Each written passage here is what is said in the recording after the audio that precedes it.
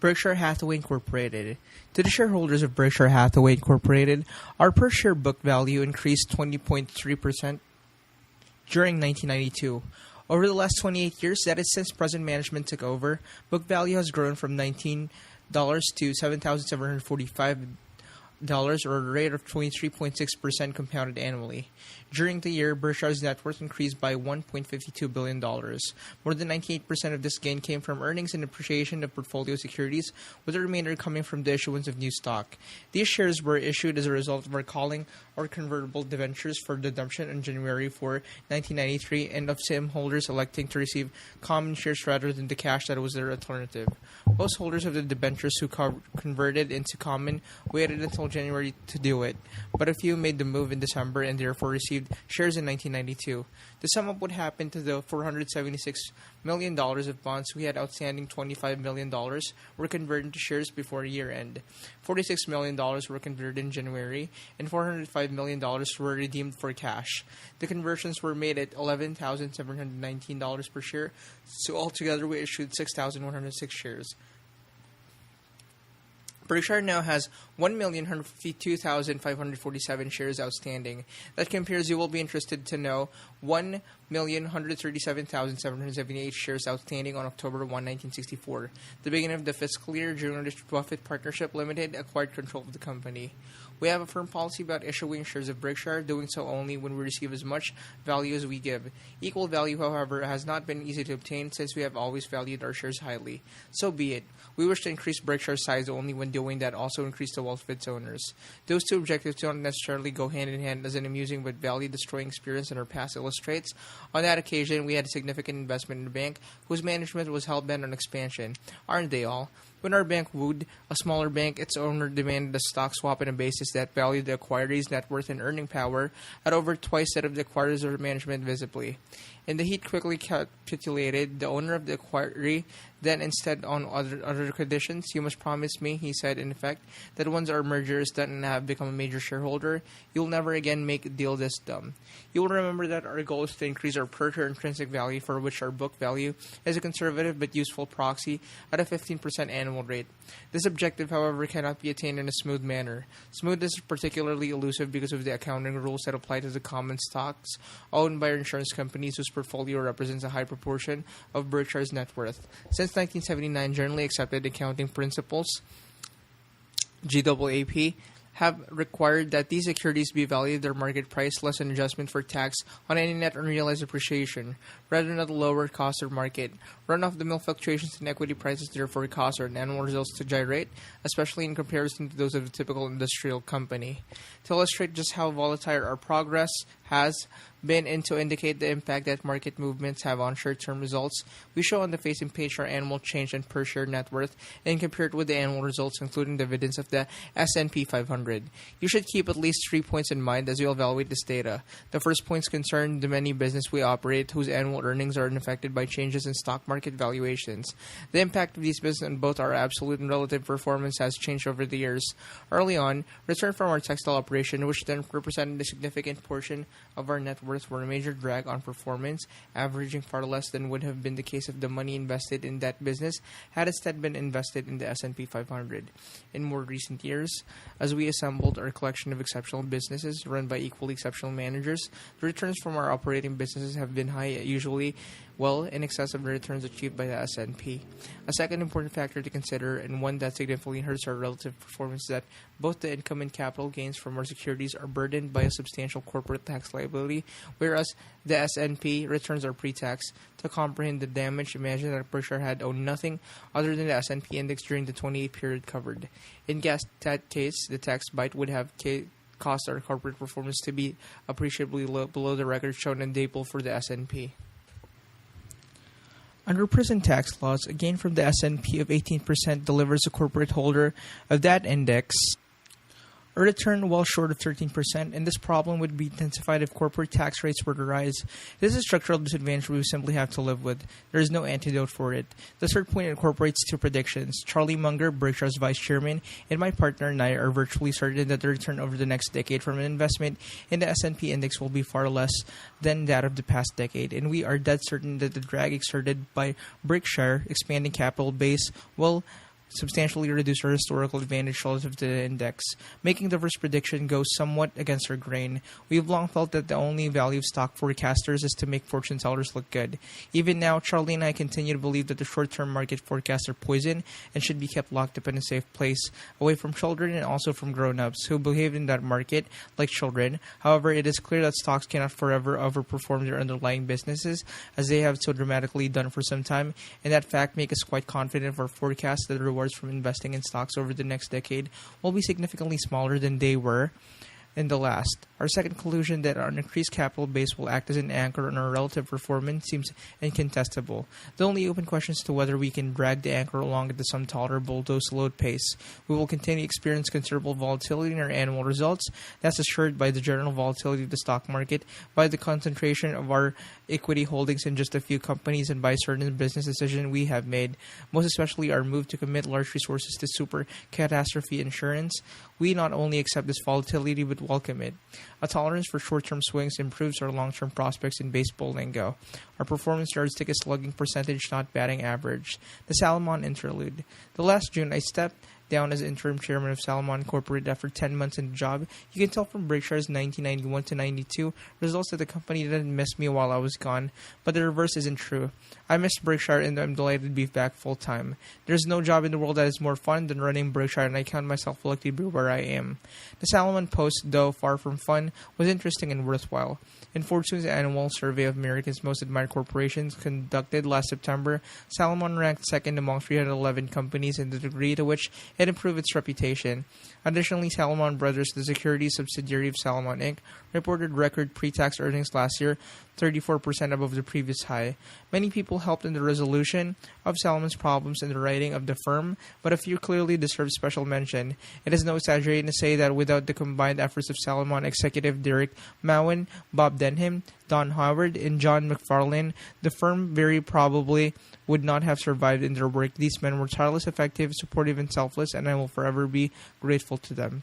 Salomon's lead lawyer in its government matters, Ron Olson of Munger, Tolles, and Olson, was also key to our success in getting through this trouble. The firm's problems were not only severe but complex. At least 5 authorities, the SEC, the Federal Reserve Bank of New York, the U.S. Treasury, the U.S. Attorney for the Southern District of New York, and the Antitrust Division of the Department of Justice had important concerns about Salomon. If we were to resolve our problems in a coordinated and prompt manner, we needed a lawyer with exceptional legal, business, and human skills. Ron had them all. Acquisitions. Of all our activities at Berkshire, the most exhilarating for Charlie and me is the acquisition of a business with excellent economic characteristics and the management that we like, trust, and admire. Such acquisitions are not easy to make, but we look for them constantly. In the search, we adopt the same attitude one might find appropriate and look for a spouse. It pays to be active, interested, and open-minded, but it does not pay to be in a hurry. In the past, I've observed that many acquisition-hungry managers were apparently mesmerized by their childhood reading of the story about the frog-kissing princess. Remembering her success, they paid dearly for the right to kiss corporate toads, expecting a wondrous transfigurations. Initially disappointing results only deepens their desire to round up new roads. Fanaticism in Santana consists of redoubling your effort when you've forgotten your aim. Ultimately, even the most optimistic manager must face reality standing knee-deep in unresponsive toads. He then announces an enormous restructuring charge in the corporate equivalent of Head Start program. The CEO receives the education, but the stockholders pay tuition. In my early days as a manager, I too dated a few toads. They were cheap dates. I've never been much of a sport, but my results matched those acquirers who courted high-priced toads. I kissed and they croaked. After several failures of this type, I finally remembered some useful advice I once got from a golf pro, who, like all pros who have anything to do with my game, wishes to remain anonymous. Said the pro, "Practice doesn't make perfect, practice makes permanent." And thereafter, I revised my strategy and tried to buy good business at fair prices rather than fair business at good prices. Last year in December, we made an acquisition that is a prototype of what we now look for. The purchase was 82% of Central States Indemnity, an insurance that makes monthly payments for credit card holders who are unable to themselves pay because they have become disabled or unemployed. Currently, the company's annual premiums are about $90 million and profits about $10 million. Central States is based in Omaha and managed by Bill Kizzer, a friend of mine for over 35 years. The Kizzer family, which includes sons Bill, Dick, and John, retains 18% of the ownership of the business and will continue to run things just as it has in the past. We could not be associated with better people. Coincidentally, this latest acquisition has much in common with their first made 26 years ago. At that time, we purchased another Omaha insurer, National Indemnity Company, along with a small sister company from Jack Ringwalt. Another longtime friend, Jack had built the business from scratch, and as was the case with Bill Kizzer, thought of me when he wished to sell. Jack's comment at the time, "If I don't sell the company, my executor will, and I'd rather pick the home for it." National Indemnity was an outstanding business when we bought it. It continued to be under Jack's management. Hollywood has had good luck with sequels. I believe we too will. Berkshire's acquisition criteria are described on page 23 beyond purchases made by the parent company. However, our subsidiaries sometimes make small add-on acquisitions that extend their product lines or distribution capabilities. In this manner, we enlarge the domain of managers we already know to be outstanding, and that's a low-risk and high-return proposition. We made 5 acquisitions of this type in 1992, and one was not so small. At year-end, H.H. Brown purchased Lowell Shoe Company, a business with $90 million in sales that makes Nursemates, a leading line of shops shoes for nurse and other kinds of shoes as well. Our operating managers will continue to look for add-on opportunities, and we would expect these to contribute modestly to Berkshire's value in the future. Then again, a trend has emerged that many make further acquisitions difficult. The parent company made one purchase in 1991 by H.H. Brown, which is run by Frank Rooney, who has 8 children in 1992. Our only deal was with Bill Kizzer, father of 9. It won't be easy to keep this string going in 1993. Sources of reported earnings. The table below shows the major sources of Berkshire's reported earnings in this presentation. Amortization of goodwill and other major purchase price. Accounting adjustments are not charged against the specific businesses to which they apply, but are instead aggregated and shown separately. This procedure lets you view the earnings of our business as they would have been reported had we not purchased them. I have explained in the past reports why this form of presentation seems to us to be more useful to investors and managers than one utilizing GAAP, which requires purchase price adjustments to be made on business-by-business basis. The total net earnings we show in the table are of course identical to the GAAP total in our audited financial statements. Operating earnings, insurance group, underwriting, net investment income. Pre-tax earnings, 1992, 108,961, 355,067, 1991, 119,593, 331,846, 1992, $71,141, $305,763, 1991, $77,000 to $229. $285,173. H.H. Brown acquired 7191 Buffalo News, Veckheimer, Kirby, Nebraska Furniture Mart, Scott Fester Manufacturing Group, See's Candies, Wesco, Other Than Insurance, World Book, amortization of goodwill, other purchase price, accounting charge, interest expense, shareholder designated contributions, other operating earnings, sales of securities. 27,883, 47,863, 13,698, 35,653, 17,110, 31,954, 42,357, 15,153, 29,054, 4,702, 7,385, 98,643, 7,634, 72,223, 460,680, 89,937, 13,616, 37,113, 12,947, 35,726, 14,384, 26,123, 42,390, 12,230, 22,483, 4,113, 6,021, 89,250, 6,772, 77,399, 400,508, 192,478, 17,340, 28,163, 7,267, 22,795, 8,072, 19,883, 25,501, 9,195, 19,503, 4,687, 8,383, 62,899, 4,913, 36,267, 347,726, 59,559, 8,611, 21,841, 6,843, 22,555, 6,993, 15,901, 25,575, 8,777, 15,487, 4,098, 7,019, 57,165, 4,388, 47,896, 315,753, 124,155. Total earnings, all entities, $550,617, $592,986, $407,285, $439,908. Exclude interest expense of Scott Fetzer Financial Group and Mutual Savings and Loan. It includes $22.5 million in 1992 and $5.7 million in 1991 of premiums paid on the early redemption of debt. A large amount of additional information about these businesses is given on pages 37 to 47, where you will also find our segment earnings reported on GWEP basis. Our goal is to give you all of the financial information that Charlie and I consider significant in making our own evaluation of Berkshire. Look-through earnings. We previously discussed look-through earnings, which consist of 1. The operating earnings reported in the previous section, plus 2. The retained operating earnings of major investees that under GWEP accounting are not reflected in our profits, less 3. An allowance for the tax that would be paid by Berkshire if these retained earnings of investees had instead been distributed to us. Though no single figure can be perfect, we believe that the look-through number more accurately portrays the earnings of Berkshire than does the GWEP number. I've told you that over time, look-through earnings must increase at about 15% annually if our intrinsic business value is to grow at that rate. Our look-through earnings in 1992 were $604 million, and they will need to grow to more than that, $1.8 billion by the year 2000 if we are to meet the 15% goal. For us to get there, our operating subsidiaries and investees must deliver excellent performances, and we must exercise some skill and capital allocation as well.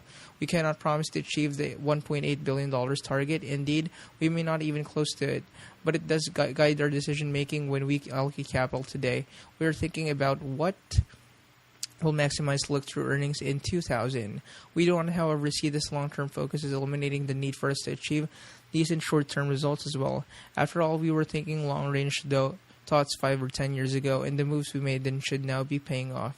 If plantings made confidently are repeatedly followed by disappointing harvest, something is wrong with the farmer, or perhaps with the farm. Investors should understand that for certain companies and even for some industries, there simply is no good long-term strategy. This is used to be suspicious of managers who pump up short-term earnings by accounting maneuvers, asset sales, and the like. So also should you be suspicious of those managers who fail to deliver for extended periods and blame it on their long-term focus. Even Alice, after listening to the Queen lecture heard about jam tomorrow, finally insisted it must come sometimes to jam today. The following table shows you how we calculate look-through earnings, though I warn you that the figures are necessarily very rough. The dividends paid to us by these investees have been included in the operating earnings, itemized on page 8, mostly under Insurance Group, net investment income. Berkshire's major investees. Berkshire's approximate ownership at year-end, Berkshire's undistributed operating earnings in millions. 1992, 1991, 1992, 1991. Capital Cities ABC Incorporated, The Coca-Cola Company, Federal Home Loan Mortgage Corporation, Geico Corporation, General Dynamics Corporation, The Gillette Company, Guinness PLC, The Washington Post Company, Wells Fargo and Company. 18.2%, 7.1%, 8.2%, 48.1%, 14.1%, 10.9%, 2.0%, 14.6%, 11.5%, 18.1%, 7.0%, 3.4%, 48.2%, 11.0%, 1.6%, 14.6%, 9.6%, $70, 82, 29, 34, 11, 38, 7, 11, 16, 29, $298. Share of undistributed earnings of major investees. Hypothetical tax on these undistributed invested earnings. 42. $70, 82, 29, 34, 11, 38, 7, 11, 16, $298, 42, $61, 69, 15, 69, 23, 10, 17, $230, 30. Reported operating earnings of Berkshire total through earnings of Berkshire, 348, 316, Total true earnings of Berkshire, $604, $516. 1. Net of minority interest at Wesco. 2. Calculated average ownership for the year. 3. Excludes realized capital gains, which have been both recurring and significant. Insurance operations. Shown below is an updated version of our usual table presenting key figures for the property casualty insurance industry. Yearly changes in premiums written percent. Combined ratio after policyholder dividends. 1981 3.8, 106.0. 1982 3.7, 109.6. 1983 5.0, 112.0. 1984 8.5, 118.0. 1985 22.1, 116.3. 1986 22.2, 108.0. 1987 9.4, 104.6. 1988 4.5, 105.4. 1989 3.2, 109.2. 1990 4.5, 109.6. 1991 revised 2.4, 108.8, 1992 estimated 2.7, 114.8. The combined ratio represents total insurance costs, losses incurred plus expenses compared to revenue from premiums. A ratio below 100 indicates an underwriting profit, and one above 100 indicates a loss. The higher the ratio, the worse the year. When the investment income that an insurer earns from holding policyholders' funds, the float, is taken into account, the combined ratio in the 106 to 110 range typically produces an overall break-even result, exclusive of earnings on the funds provided by shareholders. About 4 points in the industry's 1992 combined ratio can be attributed to Hurricane Andrew, which caused the largest insured loss in history. Andrew destroyed a few small insurers. Beyond that, it awakened some larger companies to the fact that their insurance protection against catastrophes was far from adequate. It's only when the tide goes out that you learn who's been swimming naked. One major insurer escaped insolvency solely because it had a wealthy parent that could promptly supply a massive transfusion of capital. Bad as it was, however, Andrew could easily have been far more damaging if it had hit Florida 20 or 30 miles north of where it actually did, and had hit Louisiana further east than was the case. All in all, many companies will rethink their insurance programs in light of the Andrew experience. As you know, we are a large writer, perhaps the largest in the world, of super cat coverages, which are the policies that other insurance companies buy to protect themselves against major catastrophic losses. Consequently, we took our lumps from Andrew, suffering losses from it of about $125 million, an amount roughly equal to our 1992 Super Cat premium income. Our other Super Cat losses, though, were negligible. This lane of business, therefore, produced an overall loss of only $2 million for the year. In addition, our investee, Geico, suffered the net loss from Andrew after the insurance recoveries and tax savings of about $50 million, of which our share is roughly $25 million. This loss did not affect our operating earnings, but did reduce our look-through earnings. In last year's report, I told you that I hoped that our Super Cat business would over time achieve 10% profit margin, but I also warned you that in any given year, the line was likely to be either enormously profitable or enormously unprofitable. Instead, both 1991 and 1992 have come in close to a break-even level. Nonetheless, I see these results as aberrations and stick with my prediction of huge annual swings in profitability from this business. Let me remind you of some characteristics of our Super Cat policies. Generally, they are activated only when two things happen. First, the direct insurer or reinsurer we protect must suffer losses of a given amount, that's the policyholder's retention from a catastrophe. And second, industry-wide insured losses from the catastrophe must exceed some minimum level, which usually is $3 billion or more. In most cases, the policies we issue cover only a specific geographical area, such as a portion of the U.S., the entire U.S., or everywhere other than the U.S. Also, many policies are not activated by the first Super Cat that meets the policy terms, but instead cover only a second event, or even a third or fourth event. Finally, some policies are triggered only by a catastrophe of a specific type, such as an earthquake. Our exposures are large. We have one policy that calls for us to pay $100 million to the policyholder if a specified catastrophe occurs. Now you know why I suffered eye strain from watching the Weather Channel.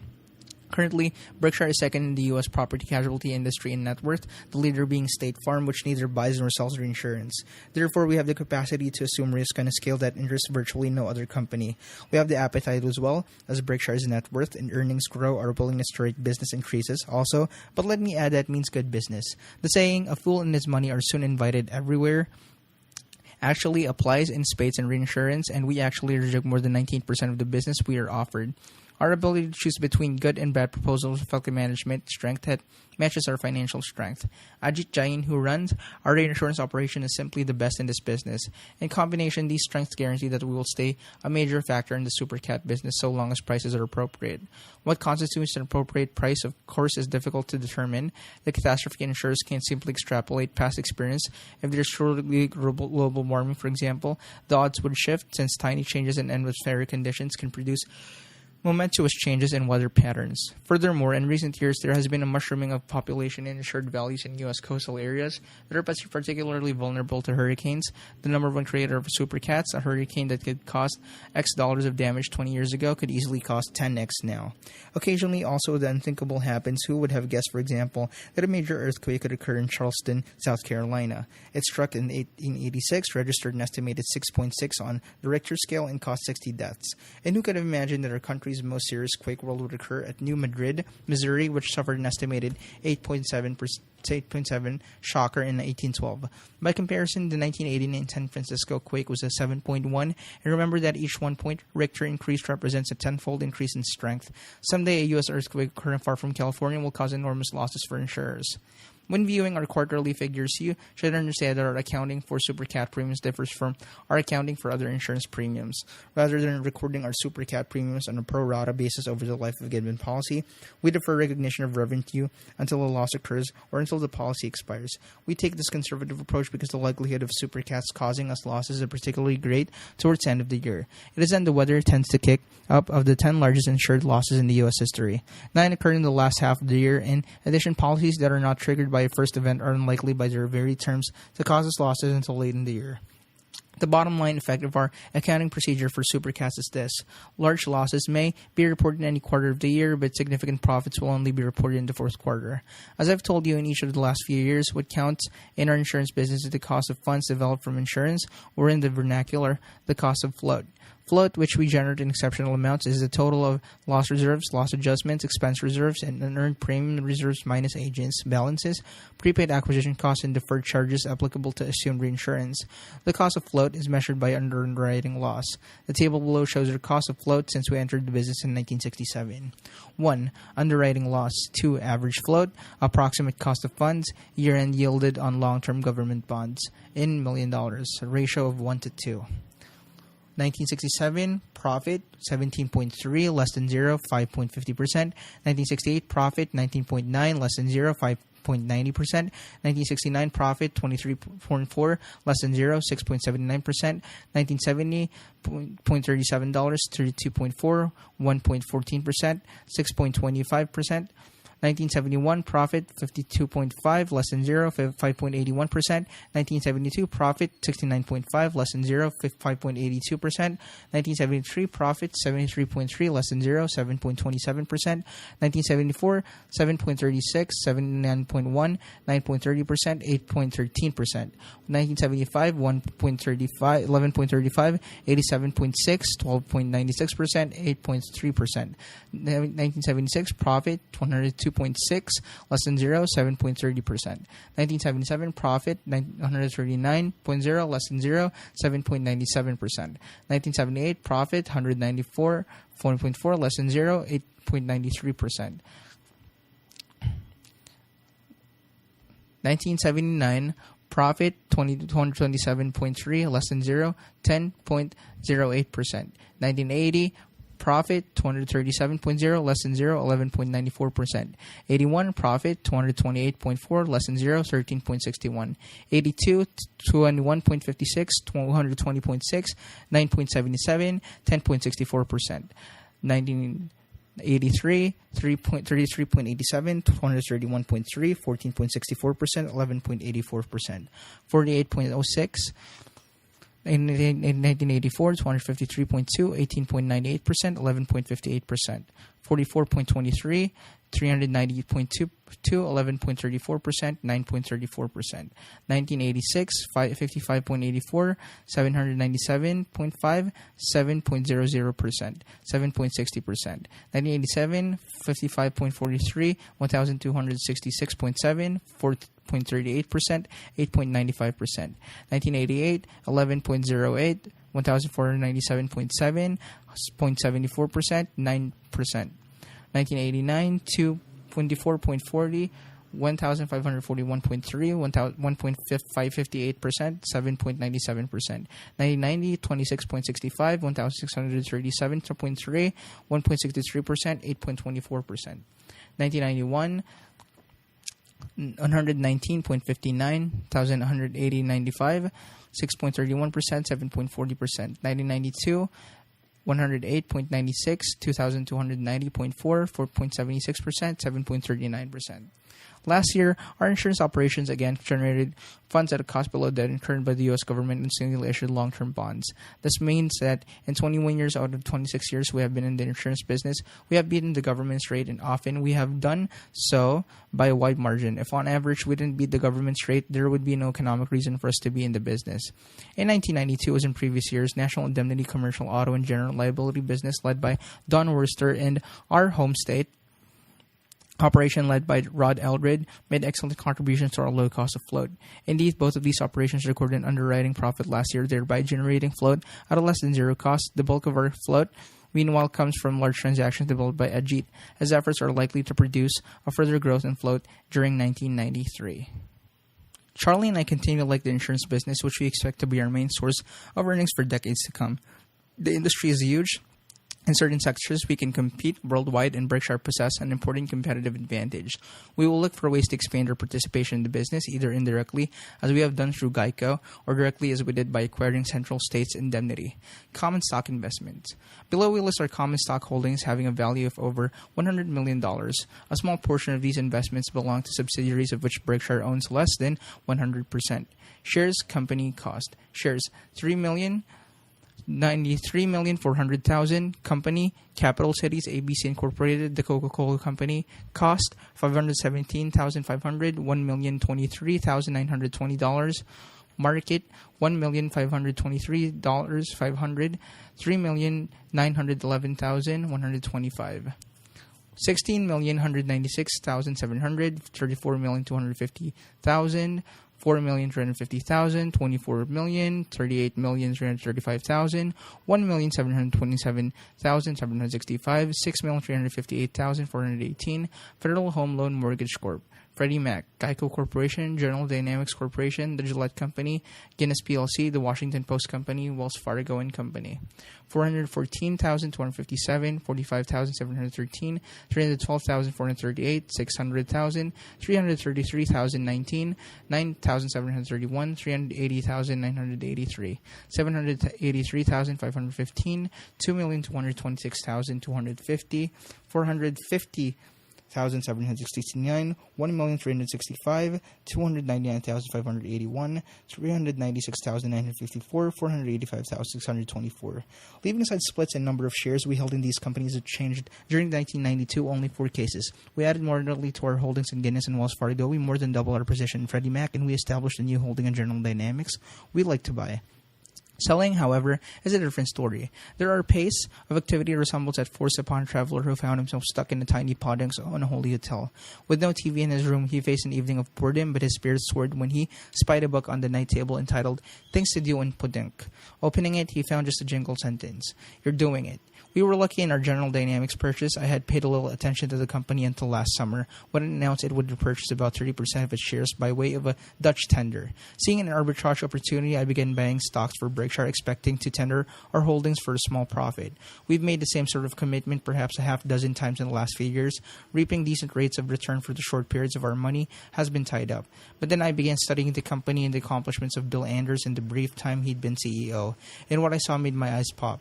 Bill had a clearly articulated and rational strategy. He had been focused and imbued with a sense of urgency in carrying it out, and the results were truly remarkable.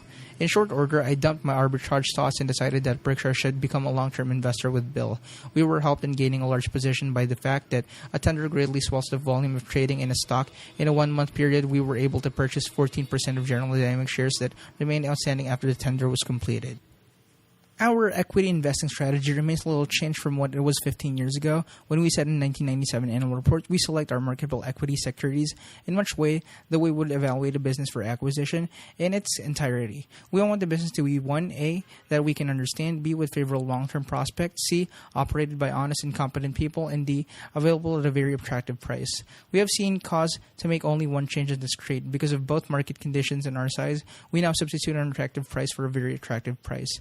But how, you will ask, does one decide what's attractive? In answering this question, most analysts feel they must choose between two approaches, customarily thought to be in opposition, value and growth. Indeed, many investment professionals see any mixing of the two terms as a form of intellectual cross-dressing. We view fallacy thinking in which it must be confessed. I myself engaged some years ago. In our opinion, the two approaches are joined at the hip. Growth is always a component in the calculation of value, constituting a variable whose importance can range from negligible to enormous and whose impact can be negative as well as positive. In addition, we think the very term value investing is redundant. What is investing? If it is not the act of seeking value at least sufficient to justify the amount paid, consciously paying more for a stock than its calculated value in the hope that it can soon be sold for a still higher price should be labeled speculation, which is neither illegal, immoral, nor, in our view, financially fattening. Whether appropriate or not, the term value investing is widely used. Typically, it connotates the purchase of stocks having attributes such as low ratio of price to book value. A low price earnings ratio or a high dividend yield, unfortunately, such characteristics, even if they appear in combination, are far from determinative as to whether an investor is indeed buying something from what it is worth and is therefore truly operating on the principle of obtaining value in his investments. Correspondingly, opposite characteristics, a high ratio of price to book value, a high price earnings ratio, and a low dividend yield are in no ways inconsistent with the value purchase. Similarly, business growth per se tells us little about value.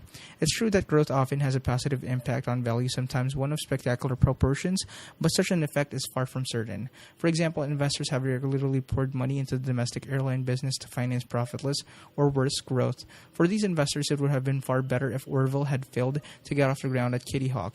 The more the industry has grown, the worse the disaster for owners. Growth benefits investors only when the business endpoint can invest at incremental returns that are enticing. In other words, only when each dollar used to finance the growth creates over a dollar of long-term market value.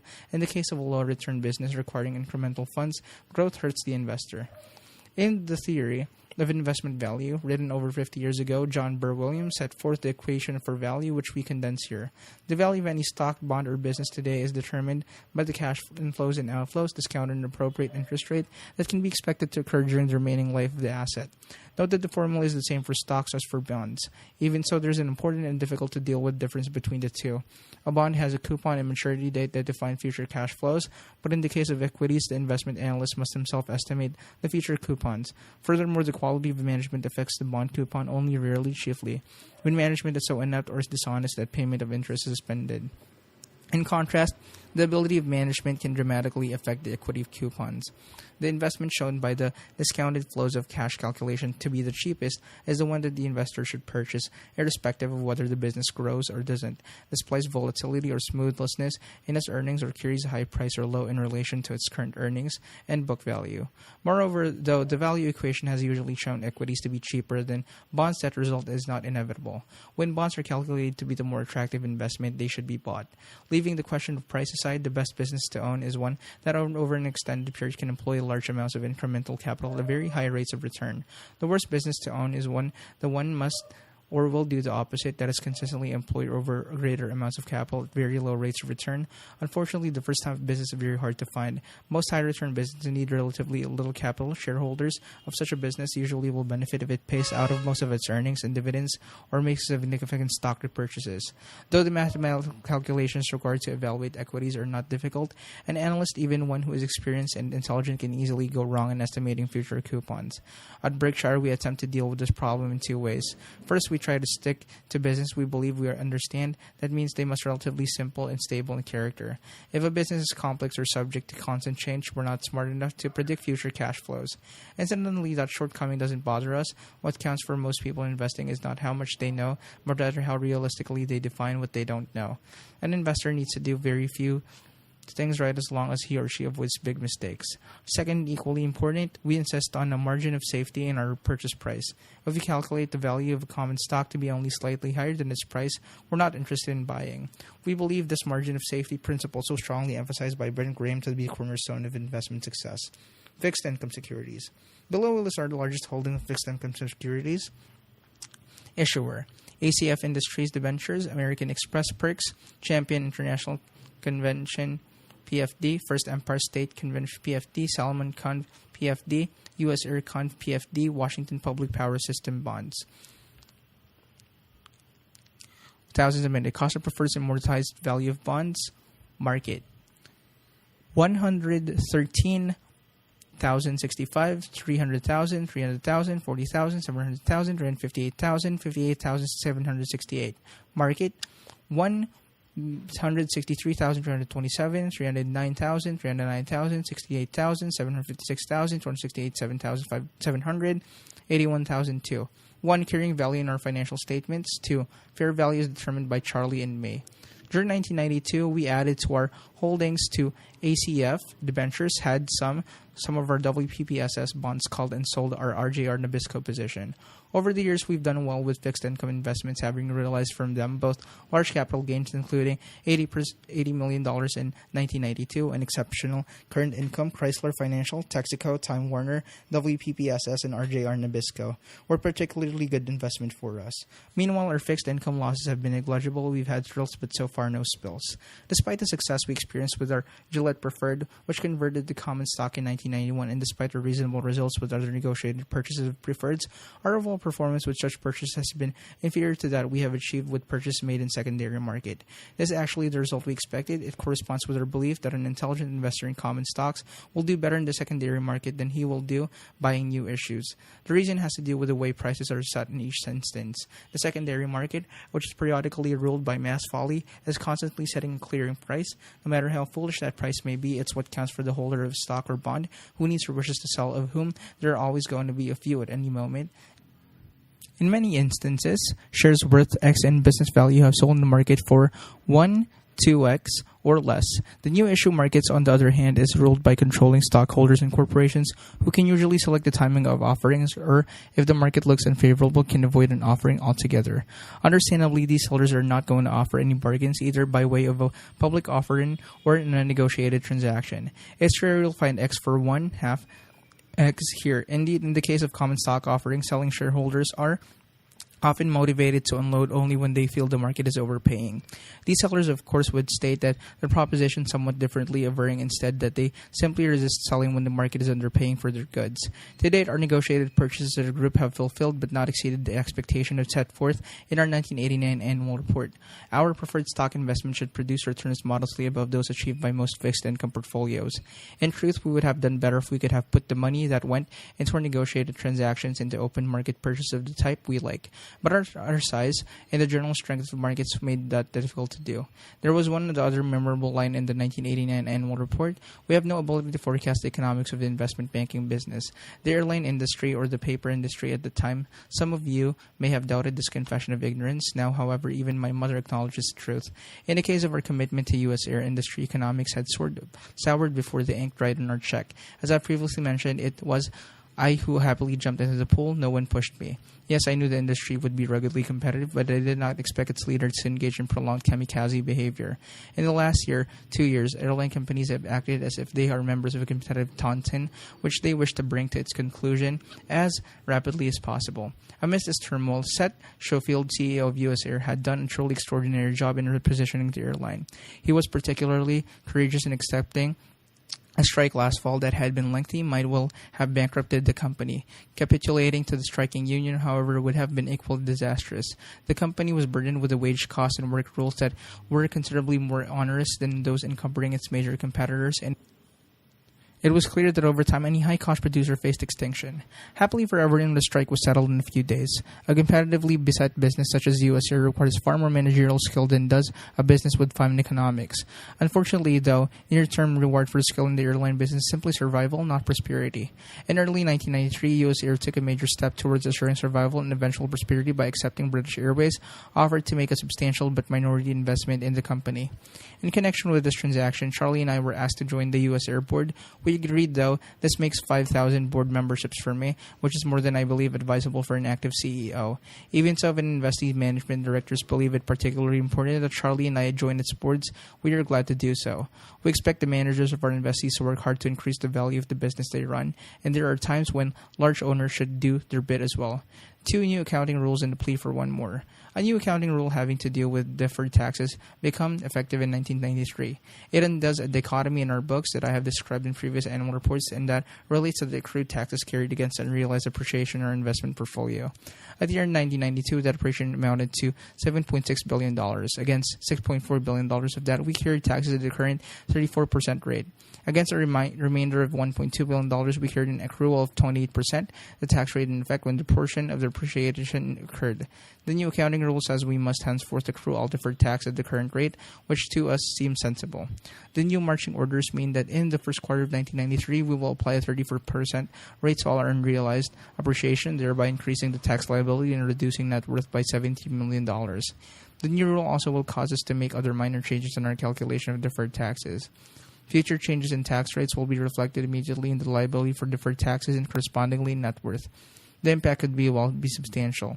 Nevertheless, what is important in the end is tax rate at the time we'll sell securities when unrealized appreciation becomes realized.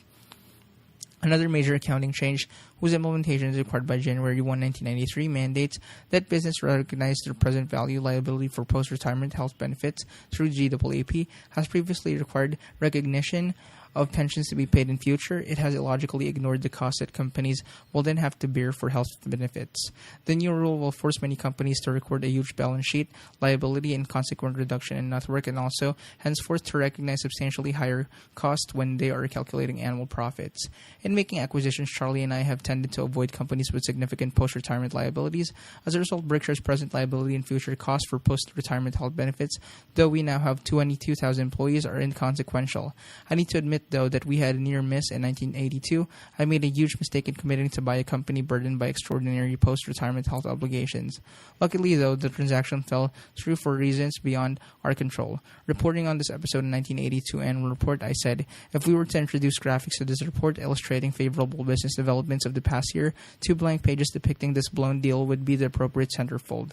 Even so, I wasn't expecting things to get as bad as they did. Another buyer appeared, the business soon went bankrupt and was shut down, and thousands of workers found those bountiful healthcare promises to be largely worthless. In recent decades, no CEO would have dreamed of going to his board with the proposition that his company become an insurer of uncapped post-retirement health benefits that other corporations chose to install. A CEO didn't need to be a medical expert to know that lengthening life expectancies and soaring health costs would guarantee and ensure a financial battering from such a business. Nevertheless, many managers blithely committed his own company to a self-insurance plan, embodying precisely the same promises and thereby doomed his shareholders to suffer the inevitable consequences. In healthcare, open-ended promises have created open-ended liabilities that in few cases loom so large as to threaten the global competitiveness of major American industries. I believe part of the reason for this reckless behavior was that accounting rules did not, for so long, require the booking of post-retirement health costs as they were incurred. Instead, the rules allowed cash-basis accounting, which vastly understated the liabilities that were building up. In effect, the attitude of both management and their accountants toward these liabilities was out of sight, out of mind. Ironically, some of these same managers would be quick to criticize Congress for employing cash-basis thinking in respect to Social Security promises or other programs creating future liabilities of its size. Managers thinking about accounting issues should never forget one of Abraham Lincoln's favorite riddles. How many legs does a dog have if you can call his tail a leg? The answer: 4, because calling a tail a leg does not make it a leg. It behooves managers to remember that Abe's right, even if an auditor is willing to certify that the tail is a leg. The most egregious case of let's not face up to reality behavior by executives and accountants has occurred in the world of stock options. In Berkshire's 1985 annual report, I laid out my opinions about the use and misuse of options, but even when options are structured properly, they're accounted for in ways that makes no sense. The lack of logic is not accidental. For decades, much of the business world has waged war against accounting rulemakers trying to keep the cost of stock options from being reflected in the profits of the corporations that issued them. Typically, executives have argued that options are hard to value and that therefore their cost should be ignored. At other times, managers have said that assigning a cost to options would injure small startup businesses. Sometimes they have even solemnly declared that out-of-the-money options, those with an exercise price equal to or above the current market price, have no value when they are issued. Oddly, the Council of Institutional Investors has chimed in with a variation on that theme, opining that options should not be viewed as cost because they aren't dollars out of companies' coffers. I see this line of reasoning as offering exciting possibilities to American corporations for instantly improving their reported profits. For example, they could eliminate the cost of insurance by paying for it with options. So if you're a CEO and subscribe to this no cash, no cost theory of accounting, I'll make you an offer you can't refuse. Give us a call at Berkshire and we will happily sell you insurance in exchange for a bundle of long-term options on your company's stock. Shareholders should understand that companies incur cost when they deliver something of value to another party and not just when cash changes hands. Moreover, it is both silly and cynical to say that an important item of cost should not be recognized simply because it can't be quantified with pinpoint precision. Right now, accounting abounds with imprecision. After all, no manager or auditor knows how long 747 is going to last, which means he also does not know what the yearly depreciation charge for the plane should be. No one knows with any certainty what a bank annual loan loss charge ought to be, and the estimates of losses that property casualty companies make are notoriously inaccurate. Does this mean that these important items of cost should be ignored simply because they can't be quantified with absolute accuracy? Of course not. Rather, these costs should be estimated by honest, experienced people and then recorded. When you get right down to it, what other item of major but hard to precisely calculate costs other than the stock options does the accounting profession say should be ignored in the calculation of earnings?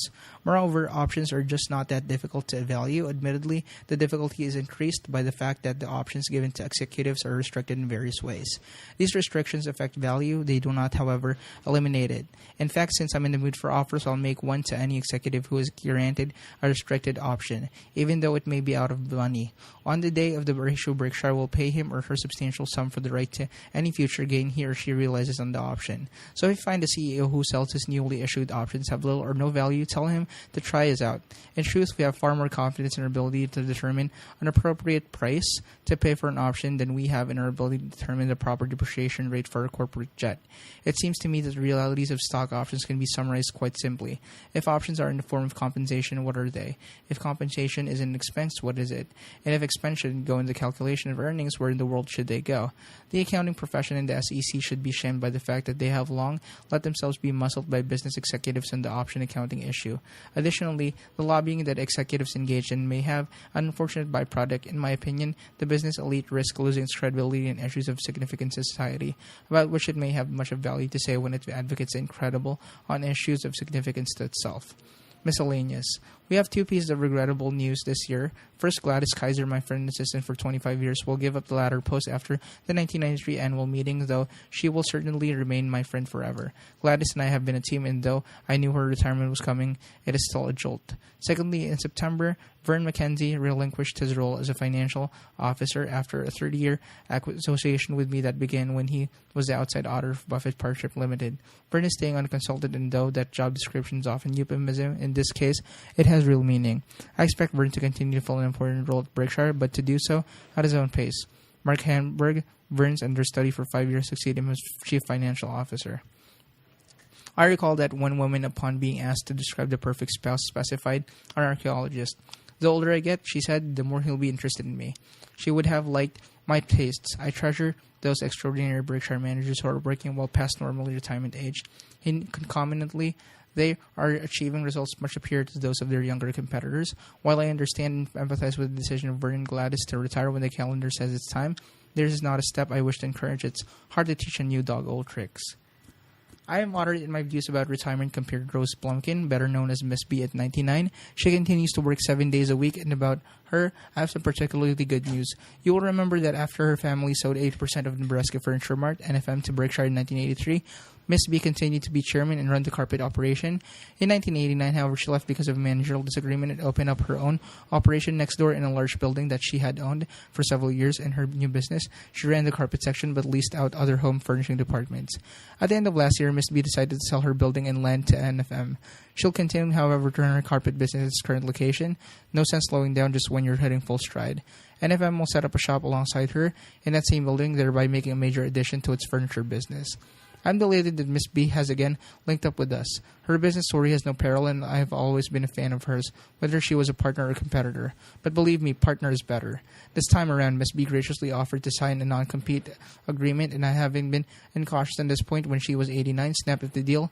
Miss B belongs in the Guinness Book of World Records on many counts. Signing a non-compete at 99 merely adds one more. Ralph Shea, CEO of Scott Fetzer, and the manager who I hope was with us at 99, also hit a grand slam last year when that company earned a record $110 million pre-tax. What's even more impressive is that Scott Fetzer achieved such earnings while employing only $116 million of equity capital. This extraordinary result is not the product of leverage. The company uses only minor amounts of borrowed money, except for the debt it employs appropriately in its finance subsidiary. Scott Fetzer now operates with a significantly smaller investment in both inventory and fixed assets than it had when we bought in 1986. This means that the company has been able to distribute more than 100% of its earnings to Berkshire during our 7 years of ownership, while concurrently increasing its earnings stream, which was excellent to begin with by a lot. Ralph just keeps on outdoing himself, and Berkshire shareholders owe him a great deal. Those readers with particularly sharp eyes will note that our corporate expenses fell from $5.6 million in 1991 to $4.2 million in 1992. Perhaps you will think that I have sold our corporate jet and defensible. Forget it. I find the thought of retiring the plane even more revolting than the thought of retiring the chairman. In this matter, I've demonstrated a characteristic flexibility for years. I argued passionately against corporate jets, but finally my dogma was run over by karma. Our reduction in corporate overhead actually came about because those expenses were especially high in 1991 when we incurred a one-time environmental change charge related to alleged pre-1970 actions of our textile operation. Now that things are back to normal, our after-tax overhead costs are under 1% of our operated earnings and less than 0.5% of our look-through earnings. We have no legal, personal, public relations, investor relations, or strategic planning departments. In turn, this means we don't need support, personnel such as guards, drivers, messengers, etc. Finally, except for Vern, we would employ new consultants. Professor Parkinson will like our operations, though Charlie, I must say, still finds it outrageously fat. At some companies, corporate expense runs 10% or more of operating earnings. The tithing that operations does makes to headquarters not only hurts earnings, but more importantly slashes capital values. If the business has spent 10% on headquarters cost to achieve earnings at its operating levels identical to those achieved by the business that incurs costs of only 1%, shareholders of the first enterprise suffer a 9% loss in the value of their holdings simply because of corporate overhead. Charlie and I have observed no correlation between high corporate costs and good corporate performance. In fact, we see the simpler low-cost operation as more likely to operate effectively than its bureaucratic brethren. We're admirers of the Walmart, Nucor, Dover, Geico, Golden West Financial, and Price Co. models. Late last year, Berkshire's stock price crossed $10,000. Several shareholders have mentioned to me that the high price causes them problems. They like to give shares away each year and find themselves impeded by the tax rule that draws a distinction between annual gifts of $10,000 or under to a single individual and those above $10,000. That is, those gifts no greater than $10,000 are completely tax-free. Those above $10,000 require the donor to use a proportion of his or her lifetime exception from gift and estate taxes, or if the exemption has been exhausted, to pay gift taxes. I can suggest 3 ways to address this problem. The first would be useful to a married shareholder who can give up $220,000 annually to a single recipient as long as the donor files a gift tax return containing his or her spouse written consent to gifts made during the year.